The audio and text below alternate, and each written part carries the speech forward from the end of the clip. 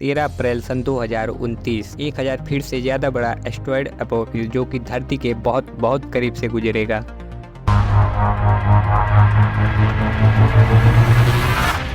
अगर यह धरती से टकरा जाता है तो ऐसी तबाही देखने को मिलेगी जो कि इंसानों के इतिहास में कभी भी ना देखी गई हो। हिरोशिमा पर गिराए हुए बम से 1 मिलियन गुना एनर्जी रिलीज होगी।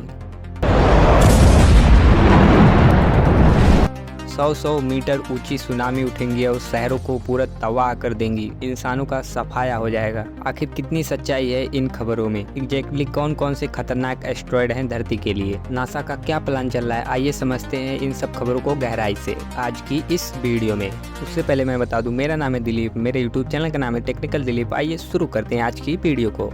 एस्टेरॉयड को दोस्तों प्लेनेट टॉयज भी कहा जाता है क्योंकि यह छोटे प्लेनेट की तरह होते हैं कि यह छोटे छोटे से पत्थर है और स्पेस में ये घूम रहे हैं। इन्हें 10-20 मीटर के भी हो सकते हैं, 100-200 किलोमीटर के भी हो सकते हैं। सबसे छोटा एस्टेरॉयड जिसकी लंबाई है 2 मीटर सेरस, जिसकी चौड़ाई है 940 किलोमीटर। ज्यादातर एस्टेरॉयड हमारे सोलर सिस्टम में मार्स और जुपिटर के बीच एक एस्टेरॉयड बेल्ट पे पाए जाते हैं जहाँ पर मिलियंस में एस्टेरॉयड मौजूद हैं। एस्टेरॉयड बेल्ट की ड्राइंग की जाती है टेक्स्ट बुक में, कुछ इस प्रकार से की जाती है। इसे देखकर आपको लगता होगा कि एक दूसरे के आसपास घूम रहे हैं, लेकिन असलियत में ऐसा नहीं है। इन दोनों के बीच के डिस्टेंस लगभग 1 मिलियन किलोमीटर दूर की है। कई बार यह एस्टेरॉयड इस बेल्ट से दूर निकल जाते हैं जो कि पृथ्वी के करीब आ जाते हैं और हम इसे अर्थ ऑब्जेक्ट कहकर पुकारते हैं। शॉर्ट में कहा जाए तो NEOS एस्टेरॉयड ही नहीं, कॉमेट भी हो सकते हैं, मेटोरेट्स भी हो सकते हैं, मेटोराइट्स भी हो सकते हैं, मेटोराइड्स भी हो सकते हैं। अब इनमें फर्क क्या है? होते ये सारे पत्थर के टुकड़े ही हैं जो कि स्पेस में उड़ रहे होते हैं। जैसे कि एस्टेरॉयड बने होते हैं पत्थर और मेटल से, कॉमेट्स बने होते हैं बर्फ, पत्थर और डस्ट के। इन्हें डर्टी स्नैप बॉल भी कहा जाता है।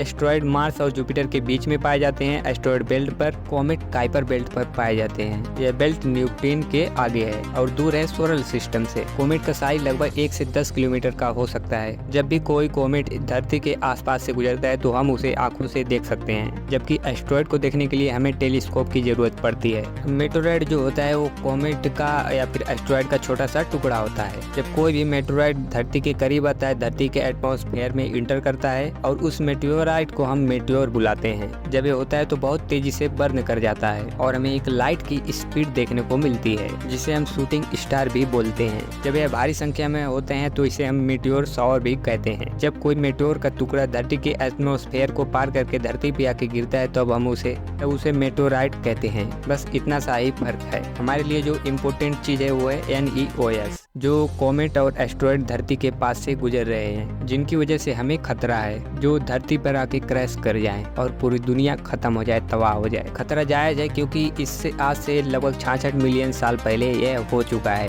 डायनासोर के साथ।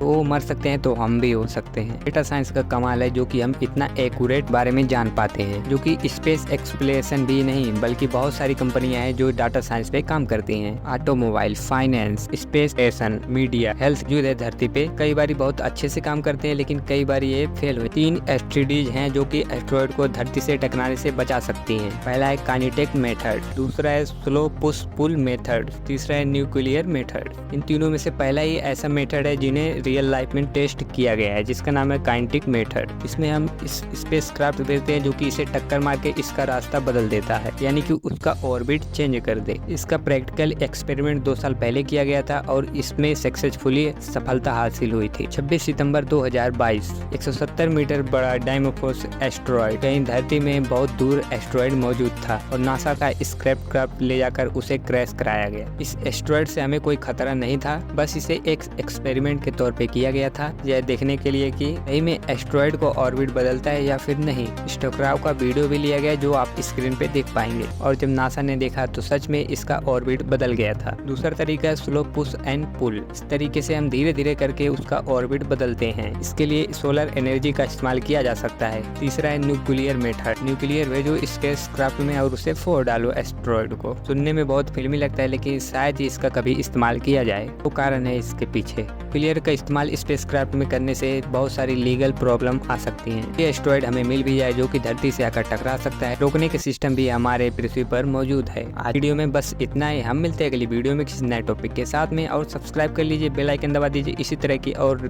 न्यू वीडियोस पाने के लिए। मिलते हैं अगली वीडियो में।